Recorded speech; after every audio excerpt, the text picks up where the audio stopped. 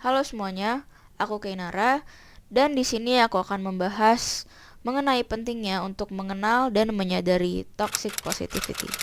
Kita semua pastinya sudah tahu dan sadar bahwa kesehatan mental merupakan hal yang penting. Menurut data WHO, 1 dari 8 orang di dunia hidup dengan gangguan mental.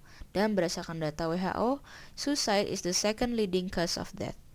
Sayangnya, masih banyak sekali orang di Indonesia yang menganggap hal ini sepele dan masih banyak judgement yang bilang bahwa orang yang memiliki depresi justru malah dibilang lemah, kurang dekat dengan Tuhan, imannya masih kurang, dan disepelekan.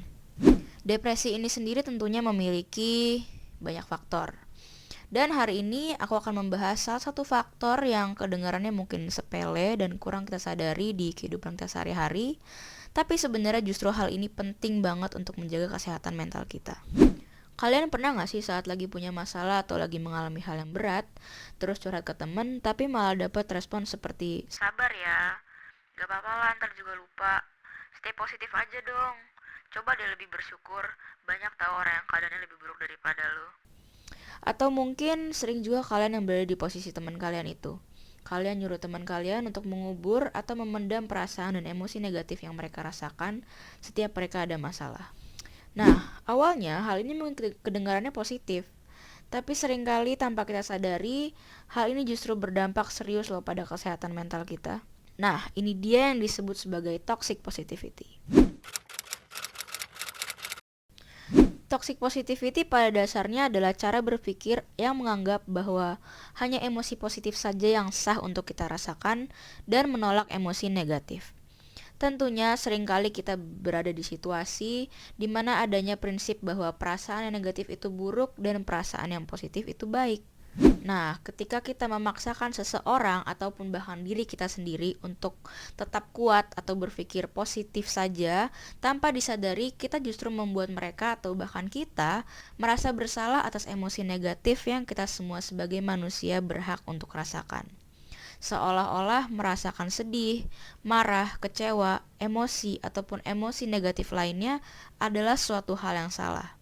Padahal perasaan negatif juga merupakan perasaan yang normal dan manusiawi yang justru memang perlu kita sebagai manusia untuk rasakan. Justru dengan kita menerima emosi dan perasaan negatif tersebut dapat memvalidasi perasaan kita dan justru membantu kita untuk berkembang secara emosional. Every emotion is valid, guys.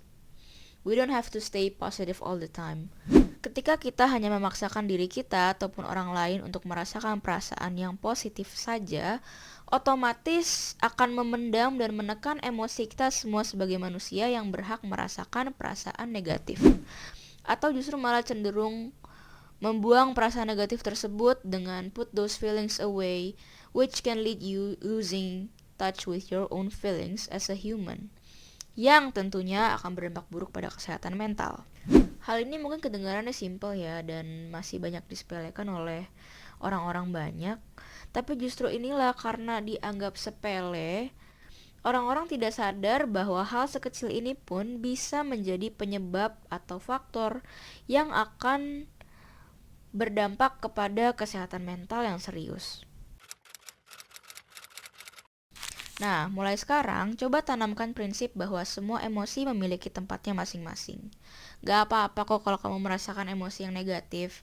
Kalau kalian merasa kesel, kecewa dengan keadaan atau seseorang, marah, terus sedih, ya gak apa-apa. Kalian justru harus merasakan itu dan gak usah merasa bahwa merasakan emosi negatif tersebut adalah hal yang buruk. Justru, it's a part of your healing process. Nah, jangan lupa yang sama pentingnya kalau kalian lagi dicurhatin sama teman, stop memaksa mereka untuk menjadi positif di setiap situasi yang sedang mereka lewati.